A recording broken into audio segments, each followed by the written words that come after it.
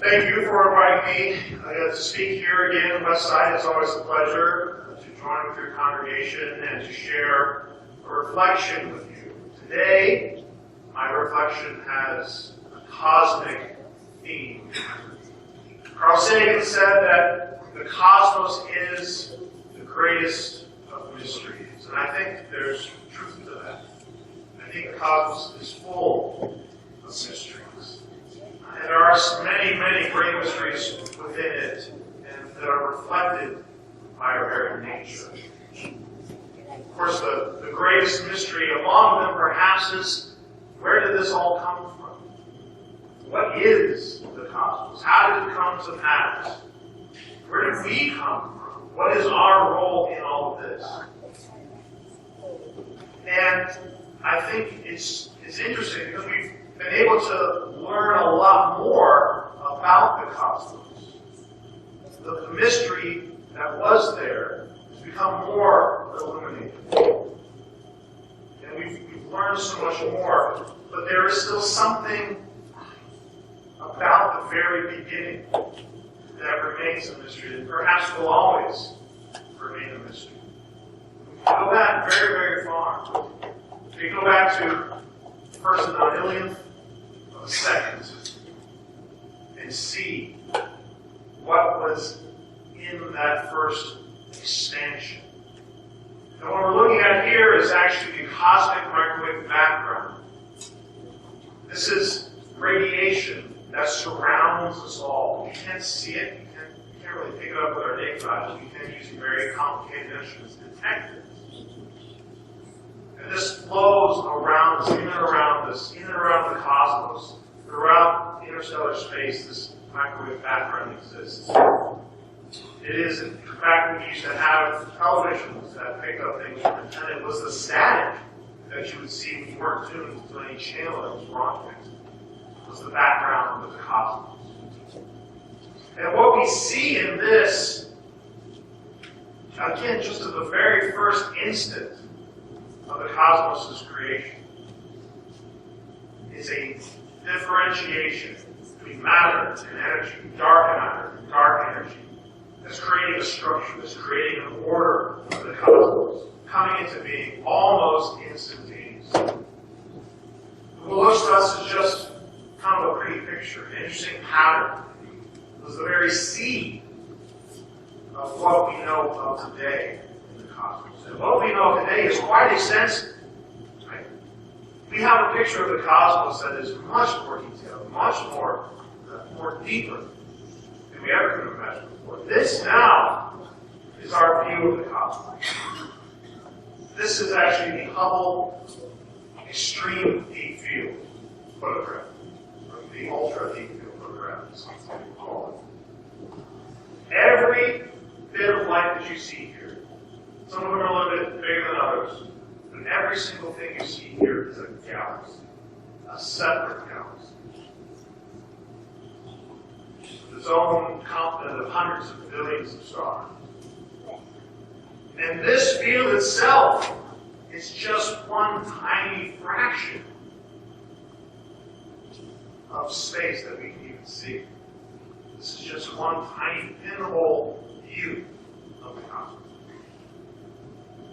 So we are here, of course, in one of our own, the original galaxy that we know of. In fact, the Milky Way itself, the name Via Galactica, that's where the name galaxy comes from. Galaxy only referred to originally to our own galaxy.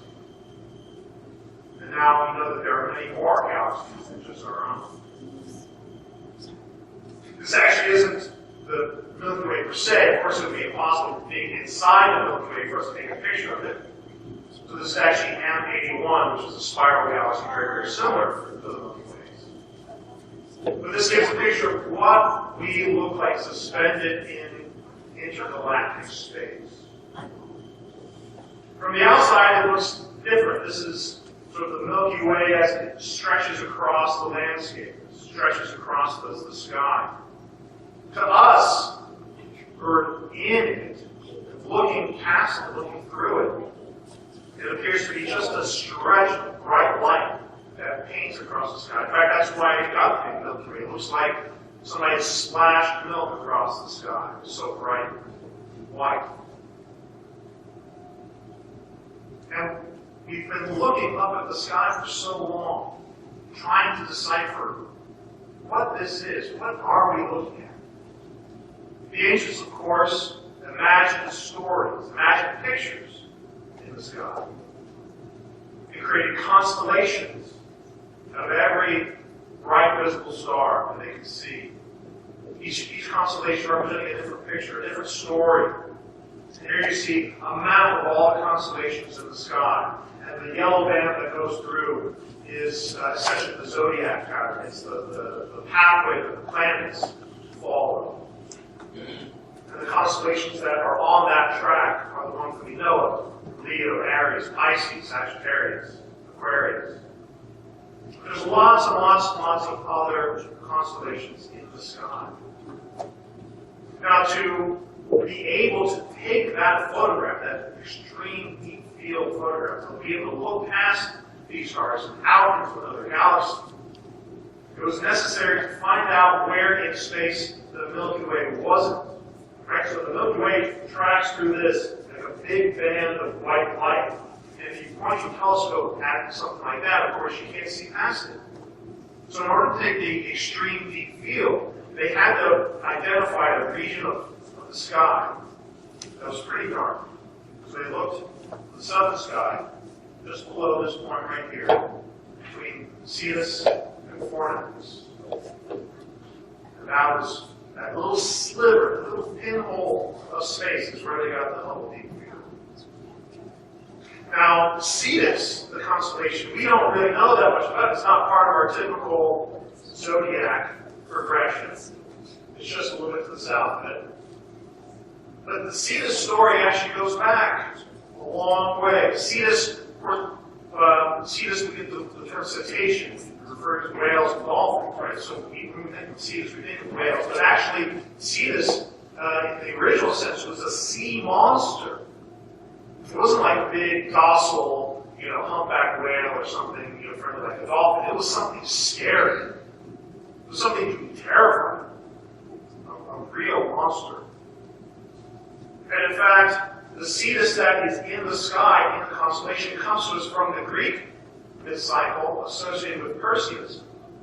And Perseus was one of the original Greek heroes, one of the demigod heroes. He preceded Heracles and Theseus and many others.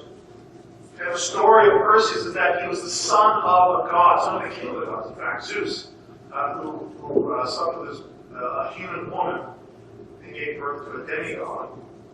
And Perseus sort of followed in that legacy and sought to become a hero. He slaughtered the monster Medusa and took her head, which could turn anybody to stone. And as part of his journey, he encountered a princess who had been chained to a rock and offered as a sacrifice to the Cetus, to the sea monster, in order to placate the gods.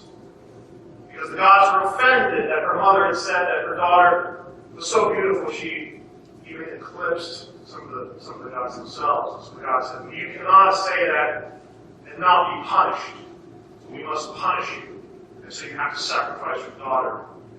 And the sea monster was coming to eat the princess. The princess was drunk, and when Perseus came and saved her life by slaying the sea monster. And it's interesting to me that as we're looking up into the stars, we're sort of getting to know what these stories are, why they were important to the ancients. It's interesting to me that we're finding these stories of gods and demigods slaying monsters. And it kind of seems so primitive, perhaps, or parochial, or it doesn't really feel connected with our own conception of the gods. God has to be something bigger and greater than that, right? So as we're looking into creation, we're thinking of God, the creation that he or she has been engaged in. Certainly the psalmist in Psalm 19 is thinking of. He's looking at creation saying, this is evidence of God.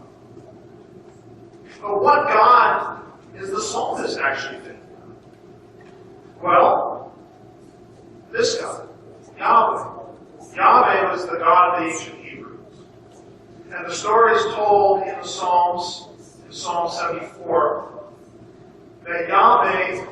actually was involved in one of these sea monster battles.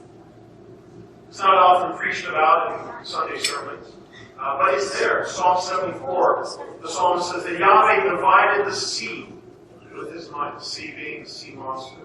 Broke the heads of the sea monsters on the waters, crushed the heads of the lion, split open the springs and the brooks, and with that established the heavenly lights and the sun, fixing the boundaries of the earth, making summer and winter. So Yahweh is one of these gods, one of these primitive pagan gods who fights the sea monster, destroys it, and with it makes heaven and earth. And this is not just unique to Yahweh. Of course, it's just of a kind. We find in the Babylonian tradition the story of Marduk and Tiamat in ancient Numer, where almost the exact same thing happens. Instead of Leviathan, the sea monster is called Tiamat. Instead of Yahweh, it's Marduk. But the exact same thing happened. The sea monster is threatening the order that the gods were to create. So Marduk attacks it. Marduk, the thunder god, the storm god, who rides the winds just like Yahweh, attacks the monster. The monster opens up its mouth wide to swallow him, and he rushes in with all the winds at his command, and bursts the monster apart from the inside out.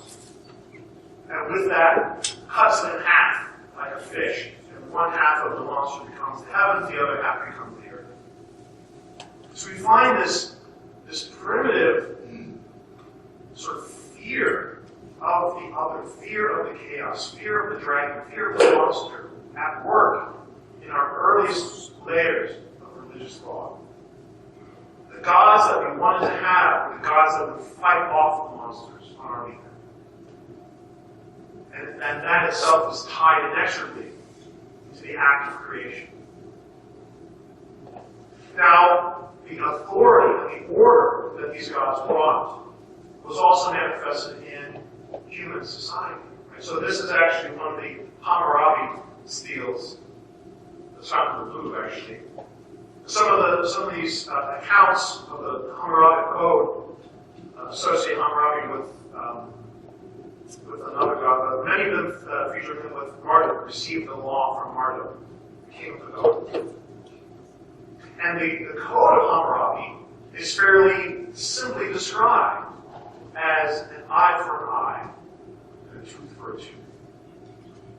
This is a law that makes sense coming from a god like that, coming from a god like Marduk, or coming from Yahweh. This eye for an eye, tooth for a tooth. Maybe it made sense at the infancy of our species.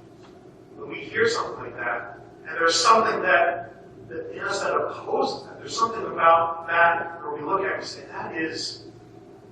it's not just wrong, it's sort of childishly wrong. It's simplistically wrong. And I think about this Hammurabi code, and I'm reminded of a really interesting episode of Star Trek: Next Generation. The Trekkies here in the audience was probably how old. In the first season, there's an episode called Justice, where the Enterprise encounters this planet that's full of these really, really happy, pleasant people. They're all beautiful, men and women, they're all beautiful. They're all, kissing each other and having fun. It's like this pleasure paradise planet. And they think to themselves, wow, this is really amazing. These people are really great. And they come to find out that the way the society operates is by allowing this some sort of God, which is revealed to be some alien intelligence.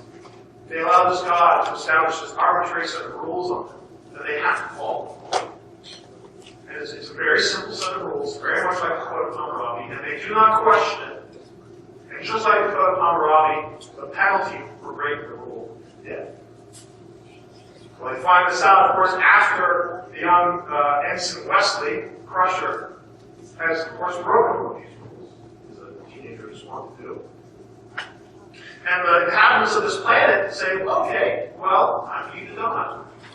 And it's not anything personal. They're not angry at him per se. They're just saying, well, look, this is what God says. God says we have to kill you now, so that's the way it works. And the crew of the Enterprise says, no. Maybe that works for you, but our society is beyond that now. We don't need these simple rules from some God telling is what is right and wrong. And there's a great scene where Picard, he's defending his crew against this very alien intelligence that has power over these people. And he says, to any creature who may be listening, there can be no justice so long as laws are absolute. Even life itself is an exercise in exceptions. And then Riker, Daniel Simon says, when has justice ever been as simple as the rule book? At that point, the alien intelligence appears to agree. They let them leave without suffering the penalty. When has justice ever been as simple as a rule? There's another great part of the Star Trek universe. It's an underrated film. I kind of like it. Star Trek V, The Final Frontier. Of course, during the film, the Enterprise is hijacked by Spock's half-brother, who is insistent that he can find God himself at the center of the universe, center of the galaxy. And of course, they do eventually find this mystical planet, and they find a creature who looks, for all intents and purposes, like God, and appears to be God. McCoy is pretty darn convinced that it is God, in fact. But then this creature says, thanks for coming to me. Now bring your ship closer that I might use it. And at that moment, Kirk says, wait a minute. I need to ask you a question. What does God need with starship? Just that question. What does God need with starship? And in that instant, we know that is not God.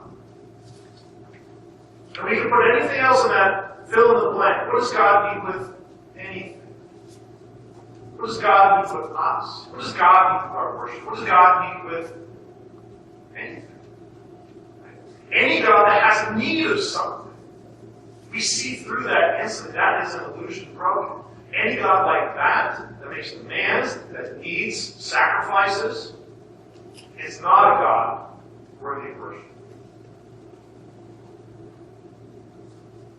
When we look up into the cosmos, what is it that we see? In the 5th century BC, the Greek thinker Protagoras said, about the gods, I have no means of knowing either that they exist or that they do not exist, or what they are to look at. Many things prevent my knowing, among others, the fact that they are never seen. This is the 5th century BC. The problem is the same now. Where are the gods? We do not see them. We see the cosmos, sure, but we see no gods. We see no gods like Marduk. We see no gods like Yahweh. We simply see the cosmos.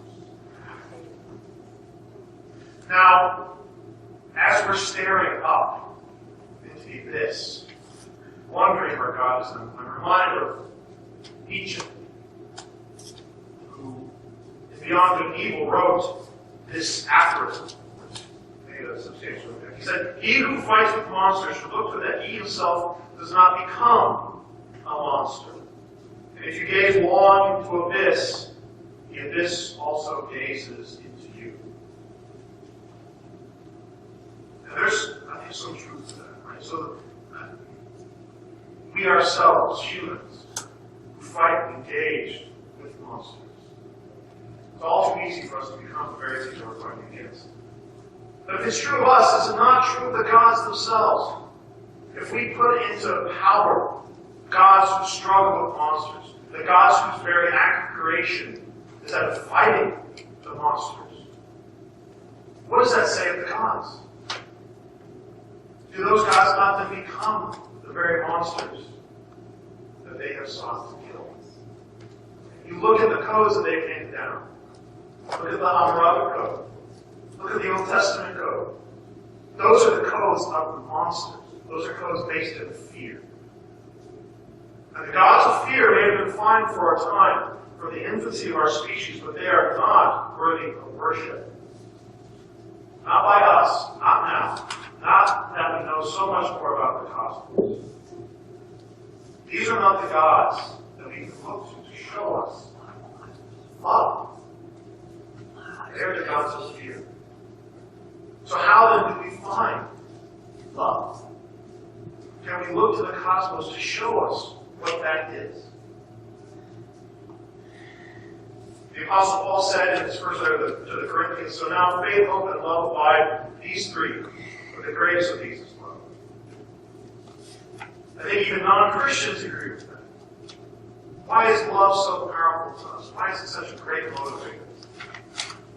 In the last line of this paradox, Dante Alighieri said that it's love itself that moves the sun and the other stars. Love itself is the engine of the cosmos. I think he may have been right about that. When we look at the stars, when we look at the sun, what do we see? We see light, of course. But what's in the light? What is in that? There's a mystery there. And it was only discovered a couple hundred years ago by a fellow named Fraunhofer, who saw that when we look at the spectrum of light that comes from the stars, we find these little gaps, these little black lines. And what those are elements that are being absorbed by the gas in the stars, by the light itself. And that we can see how those elements in these stars match with the very same elements that are here on Earth. The very same elements that make us up. The very same iron that flows through our blood is out in the cosmos, is coming from the cosmos. As Carl Sagan said, as Neil Tyson has said, we are not just in the cosmos. The cosmos is in us. And this is proof of that. We are connected inexorably, atomically, to the cosmos around us. So what the cosmos is teaching us is connection. We are not isolated. We are not adrift in a sea of chaos. There is not a dragon coming for us. We do not need a God to save us from that. We are all a part of the greater whole. When you take a breath, you breathe in, you are doing something intensely spiritual. All of us here in this room, we've been breathing together, not really thinking about it. But every breath we take, and everything we exhale, we are sharing the same molecules with each other. The more time we spend together, the more connected we are in a very physical, natural way. And that is, I think, what love is at a foundational level. And everything that is layered on top of it is just connection after connection. Right? So what happens when two people fall in love? They don't just share the same air. Of course, they do share a lot of that. They share that. They share water, food, their bodies, their space, their time, their experience. Everything about themselves is shared. Everything about themselves becomes a connection. That is love. And that is taught to us by the cosmos. Now, Carl Sagan, when he was working on Voyager 1 and Voyager 2, of course, I mentioned the golden phonograph. One of the things that was included in this phonograph was a digital recording of a young woman's brain waves. That woman was Anne Dream. Now, she went and had her brain recorded, had her brain waves recorded on June 3rd, 1977. And this actually shows that recording. This is Anne Dream's brain waves on June 3rd, 1977. On June 1st, 1977, she and Carl first proclaimed their love for each other. They'd been working very close together, and without even realizing it, they had fallen in love. So as her brain was being recorded, she was thinking intensely about love, about this man that she cared so much about. And that was recorded and placed on the golden phonograph and is now traveling outside of our solar system on Voyager 1 and Voyager 2. Why is it that when we look up at the cosmos, We see ourselves reflected back to us. The instinct for the ancients was to create these stories, to try to make sense of things, to try to bring order to the chaos. But now we're older than that. We're not infants anymore. We're adolescents. We're ready to venture outside of our crib, the earth. And I think it's fascinating that the first thing that we send outside of our solar system is love. You send love out. And when we come to the end of our life, I think perhaps we find that the meaning and the purpose that we've been seeking all along was inside us. We've been looking for the cosmos. The cosmos is in us. The search for that meaning and purpose is the purpose itself. But it's the how. How we do that that makes a difference. How do we search? Do we search because we're afraid? Are we afraid of the chaos? Are we afraid of the monster? Do we want to fight the monster? Do we want someone to fight the monster for us? Or do we search because we want to love? Because we want to learn? We want to seek out what we do not know? In the end, I think there are only two things that we can know for certain. We are the cosmos, and we are love. Go now, and love well. Thank you.